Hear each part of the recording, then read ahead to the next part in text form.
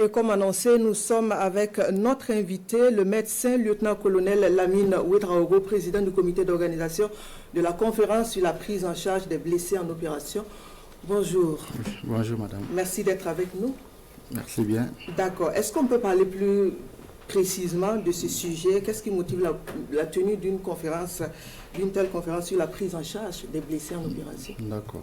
Comme vous le savez tous, depuis un certain nombre d'années, notre pays est confronté à l'île terroriste et au fur et à mesure que les opérations de reconquête de l'intégrité territoriale avancent, on a un engagement de plus en plus croissant de différentes entités, aussi bien des forces militaires et paramilitaires et des VDP, ce qui engendre de plus en plus de blessés.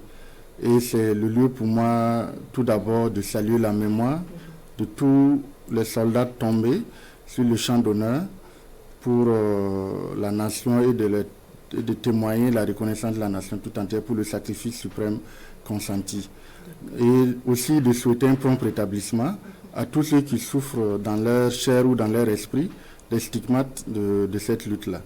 Et c'est d'ailleurs pour cela qu'il a organisé cette conférence sur la prise en charge globale de tous les blessés en opération, sur instruction du chef de la transition, chef de l'État, chef suprême des armées, pour réunir tous les acteurs qui œuvrent dans cette prise en charge, à côté des blessés eux-mêmes, pour faire d'abord un état de lieu et réfléchir sur tous les aspects pour améliorer cette prise en charge. D'accord. Est-ce qu'on peut avoir une idée des thèmes et des sous-thèmes qui seront abordés? Évidemment. Le thème principal, c'est l'amélioration de la prise en charge globale des blessés en opération, état du lieu et perspective.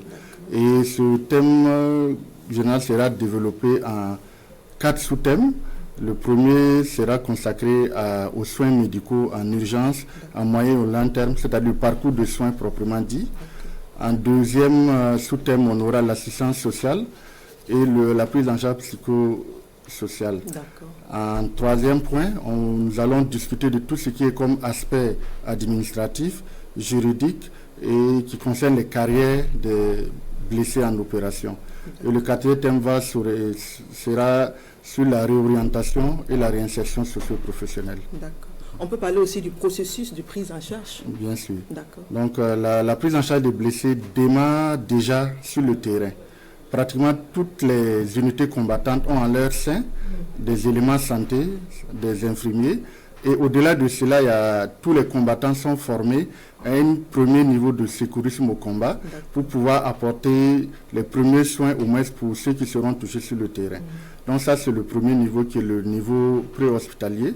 Ensuite, il y a le niveau hospitalier, là où une fois que on est hors du feu et que les blessés sont conditionnés, ils seront orientés en fonction de la gravité de leur blessure vers soit des CMA ou des CHR ou les structures militaires, en fonction vraiment du lieu, des conditions d'évacuation, là où ils seront traités. Et à partir de là, on aura des gens qui sont guéris et ils retournent au combat. Et là, heureusement, c'est le plus gros de ce qu'on a.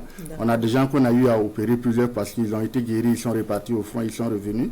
Il y aura des gens qui vont poursuivre une certaine convalescence pendant un certain temps. Ils seront soit hospitalisés ou dans leur corps. Et il y a une troisième partie là où il y aura des gens qui auront un certain nombre d'handicaps.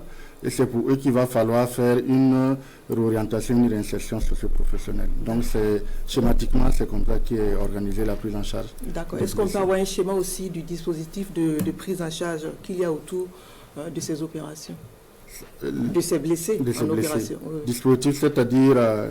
S'il y a un dispositif particulier en dehors des premiers soins sur le terrain, est-ce qu'au niveau hospitalier, est-ce qu'il y a des centres médicaux qui sont spécialement ciblés? Par exemple, si on peut en parler, sinon, bon, non, je pense qu'on a tous les centres médicaux du pays sont engagés dans cette lutte.